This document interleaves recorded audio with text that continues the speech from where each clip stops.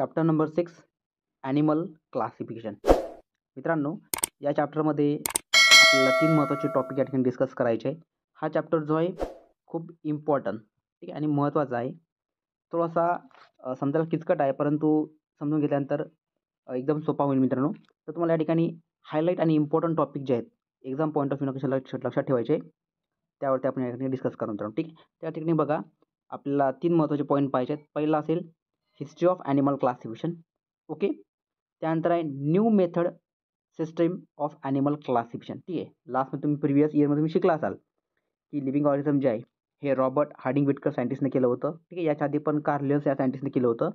तर त्यामध्ये mainly unicellular आणि मल्टीसेल्युलरमध्ये असतं, ज्यामध्ये मोनेरा, प्रोटिस्टा, फंगी, प्लांटी आणि ॲनिमिलिया या 5 किंगडममध्ये केलं होतं. ठीक आहे, तर याचीच आपल्याला काय करायची आहे, ॲनिमल क्लासिफिकेशनची जी काही न्यू मेथड असेल किंवा न्यू सिस्टीम्स असेल ती या ठिकाणी आपल्याला स्टडी करायची आहे. ओके, त्या समोरची काय आपल्याला स्टडी करायची आहे. ओके, तोच कॉन्सेप्ट आहे, फक्त थोडं यामध्ये काय असेल आपल्याला ॲडव्हान्समध्ये दिलं असेल. ठीक आहे, तर मित्रांनो, तुम्ही जर चॅनलवरती जर प्रथम असाल तर आत्ताच आपला यूट्यूब चॅनल जो आहे सबस्क्राईब करून ठेवा. ओके, आणि शेवटचा टॉपिक या ठिकाणी डिस्कस करायचा आहे किंगडम ॲनिमिलिया. ठीक आहे, तर बघा यामध्ये हायलाईटमध्ये काय, which criteria are used for classification of organism. ऑर्गॅनिझमचा जर आपल्याला क्लासिफाय करायचं असेल तर काय क्रायटेरिया असतं, तर हे बेसिक तुम्हाला माहीत असेल. ओके ओके, काय काय असेल तर ॲनिमल युनिसेल्युलर आहे की मल्टीसेल्युलर आहे. ओके, तर या बेसवर त्याला काय होतं, क्लासिफाय केलं होतं. ठीक आहे, आता आपण जास्त वेळ नाही घेत मित्रांनो, आपण आपल्या फ्लो चार्टकडे येऊया. तर बघा या ठिकाणी फर्स्ट ऑफ ऑल या ठिकाणी आपल्याला फ्लो चार्ट दिला आहे. ओके, तर फ्लो चार्टमध्ये काय दिलं आहे, लिव्हिंग ऑर्गॅनिझम काय असेल तर या ठिकाणी असतो युनिसेल्युलर. ठीक आहे, युनिसेल्युलर. ठीक आहे, आणि या ठिकाणी काय असेल मल्टीसेल्युलर. म्हणजे युनिसेल्युलर जो असेल ना याला आपण काय म्हणणार, प्रोकार्योटिक. ठीक आहे, याला काय म्हणणार, प्रोकार्योटिक. आणि याला काय म्हणणार, युकॅरियोटिक्स. ठीक आहे, आणि प्रोकार्योटिकमध्ये युनिसेल्युलर किंगडम कोण असेल, मोनेरा असणार. ओके, आणि या युकॅरियोटिकमध्ये 2 असतं, एक असतं युनिसेल्युलर आणि एक असतं मल्टीसेल्युलर. ओके, त्यानंतर बघा ॲक्टिव्हिटी फुल करायची आपल्याला, कंप्लीट करायची आहे. तर युनिसेल्युलरमध्ये किंगडम या ठिकाणी असेल, इथं मोनेरा असेल, इथं असणार प्रोटिस्टा. ठीक आहे, या ठिकाणी मल्टीचा फर्दर हा 2 मध्ये डिवाइड होतं, एक म्हणजे ऑटोट्रॉपिक आणि एक म्हणजे हेटेरोट्रॉपिक. ठीक आहे, ऑटोट्रॉपिक आणि हेटेरोट्रॉपिक यावरनं. ठीक आहे, आता या ऑटोट्रॉपिकमध्ये जे आहे ना हे 2 असतील, एक असतील सेल वॉल, एक असेल सेल वॉल आणि एक असेल विदाऊट सेल वॉल. ठीक आहे, म्हणजे असा जो आहे ऑटोट्रॉपिकमध्येच ओके ज्याला सेल वॉल आहे आणि एकाला सेल वॉल नाही आहे. तर सेल वॉल कोण असेल, किंगडम प्लांटी असेल, आणि without cell wall kingdom fungi असेल, आणि हेटेरोट्रॉपिकमध्ये कोण असेल, किंगडम ॲनिमिलिया. तर हा चार्ट जो आहे हा तुम्ही ऑलरेडी डिस्कस केलेला आहे तुम्ही. ओके, तर यावरती आपण जास्त काही भर देणार नाही. ओके, बघा आता या ठिकाणी महत्त्वाचं काय विचारते बघा, की इन द अर्थ सर्फेसवरती जवळपास किती, according to the estimate number of animal species in the earth approximately 7 millions. ठीक आहे, या अर्थवरती ॲनिमलच्या स्पेसीस जे आहेत ॲनिमलचे ते किती आहे, जवळपास 7 मिलियन्स. ठीक आहे, एवढे काय आहेत नंबर आहे, आणि या एवढे नंबर्स आहेत ॲनिमल्सचे. ठीक आहे, मग काही ॲनिमल्स यामध्ये जे आहेत हे कुठं कुठं सर्व्हाइव्ह करतील, तर काही ॲनिमल जे आहेत हे काय असतील, टेरेस्ट्रियल असतील, काही ॲक्वॅटिक असतील, काही क्राउज असतील, काही लँड असतील, काही स्विम इन वॉटर असेल, काही फ्लायवरती असतील, एरियलमध्ये असेल. ओके, त्यांची नेचर काय असेल. ओके, तर एवढ्या ॲनिमलची आपल्याला स्टडी करायची आहे. तर ही स्टडी, तर एवढा जो नंबर आहे हा व्हास्ट नंबर आहे, खूप मोठा नंबर आहे. तर या नंबरची स्टडी करणं, एक एक नंबरची स्टडी करणं हे तर पॉसिबल नाही आहे. ओके, पॉसिबल नाही आहे. मग यांची जर स्टडी करायची असेल तर याला काय करायला पाहिजे, तर या ठिकाणी या ॲनिमलची आपल्याला जर स्टडी करायची, ई स्पेसिसची जर स्टडी करायची असेल तर या ॲनिमलला आपल्याला काय करावं लागेल, ग्रुप आणि सबग्रुप. ठीक आहे, कशामध्ये, याला मी हायलाईट करतोय बघा, कशामध्ये, ग्रुप आणि सबग्रुपमध्ये काय करावं लागेल, याला डिवाइड करावं लागेल. ओके, आणि मग तुम्ही डिवाइड कशा बेसवरनं करणार, we have to divide to the animals depending upon their similarity and differences. कशा बेसवरती, तर त्याच्या असणाऱ्या काही सिमिलॅरिटी आणि डिफरन्सच्या बेसिसवरती आपण जे काही ॲनिमल्स आहेत, जे काही ग्रुप्स आहेत, ओके, ज्याला ग्रुप्स आणि सबग्रुपमध्ये काय करू, आपण डिवाइड करू. Okay, it's make easy to such vast variety numbers. ठीक आहे, जेणेकरून आपल्याला जो काही ॲनिमल्स आहेत त्यांची आपल्याला स्टडी जी आहे ही काय होईल, स्टडी करायला शक्य पॉसिबल होईल, इझी होईल. ठीक आहे, मग आपल्या ठिकाणी विचारलं जातं डेफिनेशन याची, ठीक आहे, ॲनिमल क्लासिफिकेशन, ठीक आहे. या पॅसेजमध्ये एवढं काही इम्पॉर्टंट होतं, जे इम्पॉर्टंट होतं या ठिकाणी आपण हायलाईट घेतलेलं आहे. ओके, बघूया आपण समोर काय म्हणता येते. तर यामध्ये आपल्याला विचारतं ॲनिमल क्लासिफिकेशनची डेफिनेशन्स आपल्याला लक्षात घ्यायची. बघा डेफिनेशन काय सांगतंय. Formations of group and subgroup of animals depending upon their similarity and differences among animal is called as animal classification. सिम्पलमध्ये ॲनिमल क्लासिफिकेशन काय होतं मित्रांनो, तर फॉर्मेशन्स ऑफ ग्रुप, आपल्याला ग्रुप फॉर्म करायचे आहे कशावरती, group and subgroup of animal depending upon their similarity आणि त्यांचे काय असणारे डिफरन्सेस.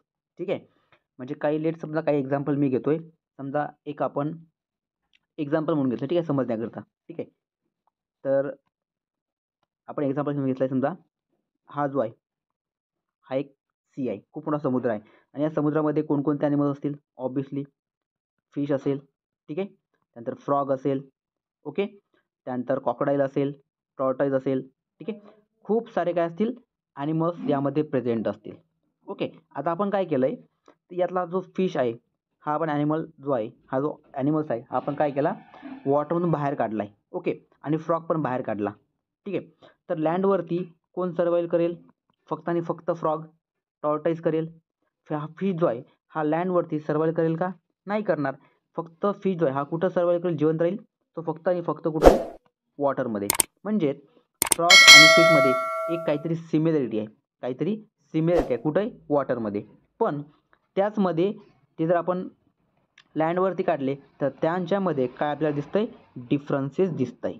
ठीक आहे, म्हणजे बघा एकच ॲनिमल घेतला आपण किंवा एक एक्झाम्पल घेतलं ज्यामध्ये वॉटरमध्ये राहणारे ॲनिमल्स, त्यांचे खूप सारे आहेत, पण त्यामधले जर ॲनिमल आपण काही वॉटरच्या बाहेर काढले तर त्यांच्यामध्ये काही डिफरन्सेस पाहायला भेटतात. ठीक आहे, याच्यावरनं त्यांची काय केली, क्लासिफिकेशन्स केलेलं आहे. ठीक आहे, तर I hope animal classification definition तुमच्या लक्षात आली असेल. विचारलं जर व्हॉट इज ॲनिमल क्लासिफिकेशन जर विचारलं तर आपल्याला काय सांगायचं आहे, the formations of group and subgroup of animals depending upon their similarity and differences that is called as animal classifications. ठीक आहे, आता किती किंगडममध्ये केलं होतं, कोणं केलं होतं हे आपल्याला समोर या ठिकाणी पाहायचं आहे. नेमकं याचा का बरं की याची ॲनिमलचं क्लासिफिकेशन केलं आहे, to study the animal become convenient. ठीक आहे, इझी होण्याकरता. To study the few animals from group understood about their entire animal. म्हणजे आपण जर समजा लेट्स एक ग्रुप घेतला आणि त्या एक ग्रुपमधलं फक्त एका ॲनिमलची जर आपण स्टडी केली तर एका ॲनिमलवरनं पूर्ण ग्रुपचं नेचर जे आहे हे आपण त्या ठिकाणी सांगू शकतो. ओके, तर बघा आत्ता आपण येऊया आपल्या टॉपिककडे, जो आपला फर्स्ट पॉईंट असेल तो म्हणजे history of animal classification. History काय ॲनिमल क्लासिफिकेशन, तर first of all times time Greek scientist, first जो सायंटिस्ट होता ग्रीक फिलॉसॉफर तो म्हणजे ॲरिस्टॉटल. ठीक आहे, was the first to perform animal classification. या ॲरिस्टॉटल हा पहिला सायंटिस्ट आहे ज्याने ॲनिमल काय केलं, क्लासिफिंग केलं. आणि कशा बेसवरनं, according to the animal criteria like body size, okay, body size, habits and habits यांच्या बेसवर त्यांनी काय केलं, क्लासिफिंग केलं. हे तुम्हाला विचारतं. ठीक आहे, लक्षात घ्या. फर्स्ट कोण केलं, ॲरिस्टॉटलनं. कशा बेसवरती, criteria like body size, habits and habitats. Then next आला as per new development for criteria. तर हे होतं कुठलं होतं, तर हे होतं ॲरिस्टॉटलचं आर्टिफिशियल. ओके ओके ओके, त्यानंतर आपण समोर जाऊया. त्यानंतर बघा Aristotle known as artificial method beside Aristotle artificial method of classifications was further discovers. नंतर कोणं स्टडी केलं तर त्यामध्ये नंतर याला फॉलो केलं Theophrastus, Pliny, John Ray, Linnaeus etcetera. आणि याने कशा बेसवरती केलं तर नॅचरल क्लासिफिकेशन. ठीक आहे, हे तुम्ही पूर्ण पॅसेज जो आहे हा तुम्ही वाचून घ्या. मी हायलाईट ज्या ठिकाणी सांगतोय, पहिला होता ॲरिस्टॉटल.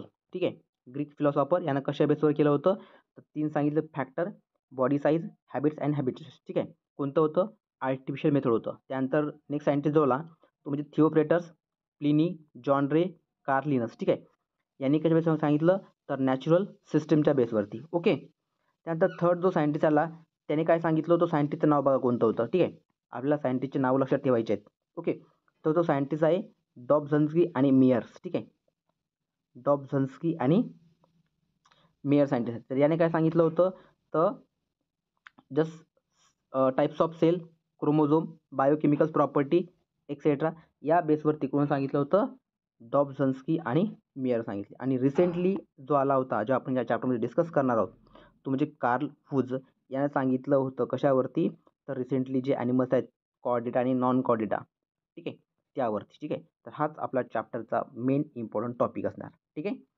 तर महत्त्वाचं हायलाईट जे आहे या ठिकाणी, जी हिस्ट्री ऑफ ॲनिमल क्लासिफिकेशन होती ते म्हणजे काय, पहिला सायंटिस्ट ॲरिस्टॉटल.